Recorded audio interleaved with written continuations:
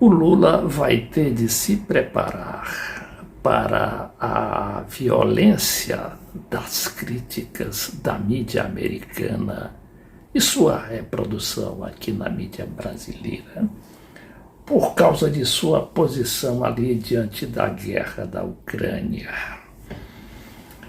Aqui a gente vê essas declarações, ainda num tom respeitoso, mas eu me recordo que quando a França foi contrária à invasão do Iraque em 2003, o mundo praticamente se abateu sobre os franceses e principalmente aquele último presidente golista, o Jacques Chirac, e seu ministro, aliás, não era nem ministro ainda, ele era embaixador na ONU, o Dominique Villepin. Então, o que aconteceu? A França, juntamente com alguns países, como a Bélgica, a Alemanha, a Rússia, que antes estava ali, ainda integrava o G8, e a China foram contra. Agora, mas a carga toda foi contra a França. E veja só a que ponto chegou, né, a crítica aos franceses. Disseram que os franceses fediam, que não tomavam banho, e até chegaram a ameaçar a importação dos queijos franceses, porque também fediam.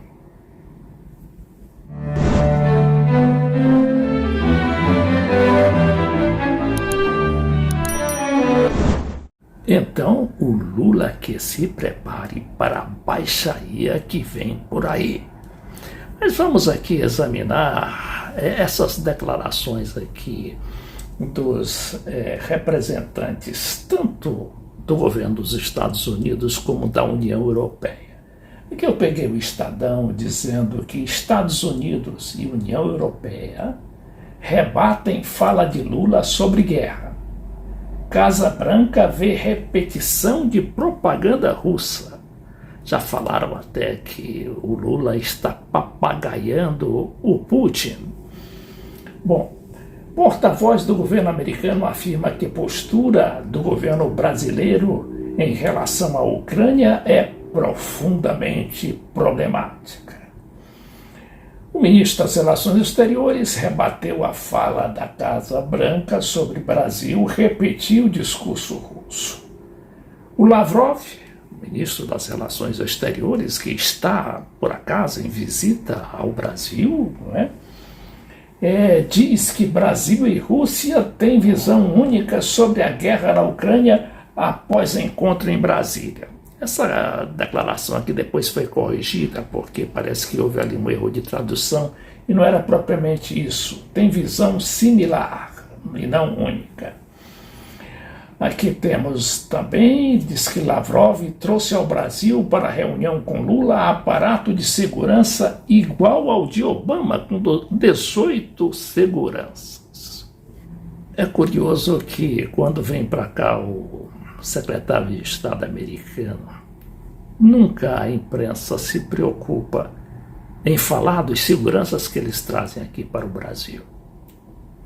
E aqui já vieram vários secretários de Estado, Eles vêm em avião próprio, um avião quase do tamanho do presidente americano. Mas vamos ver aqui o que diz o Estadão, Chanceler russo chega ao Brasil acompanhado de 18 seguranças.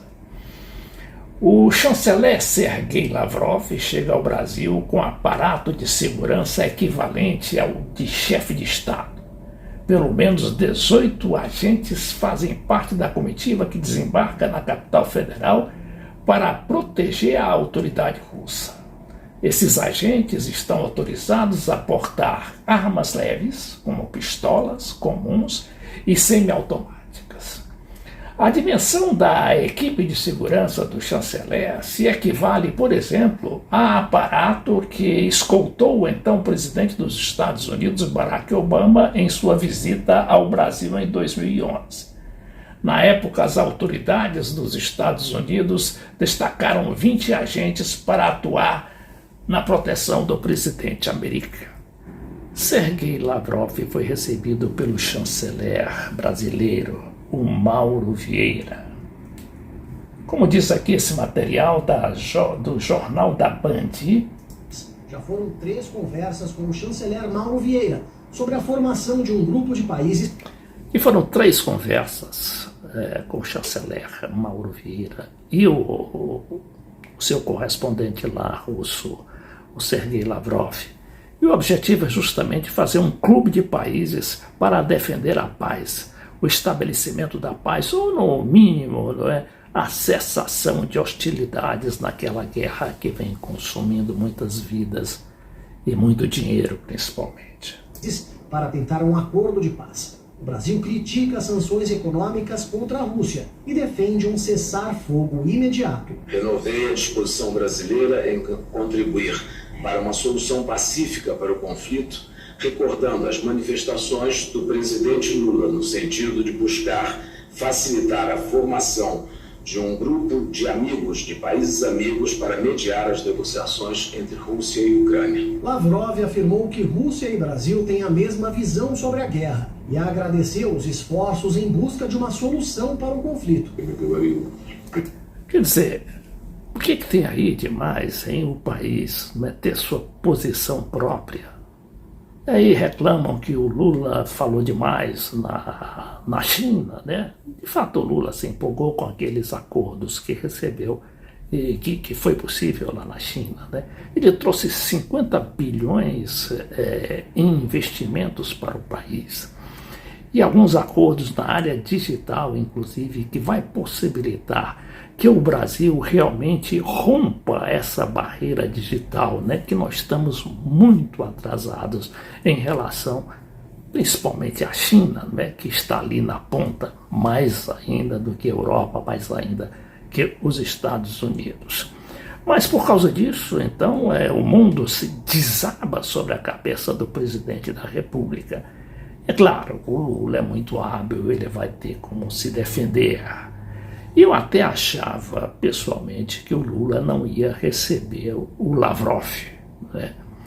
De tanta repercussão negativa que deu à sua viagem.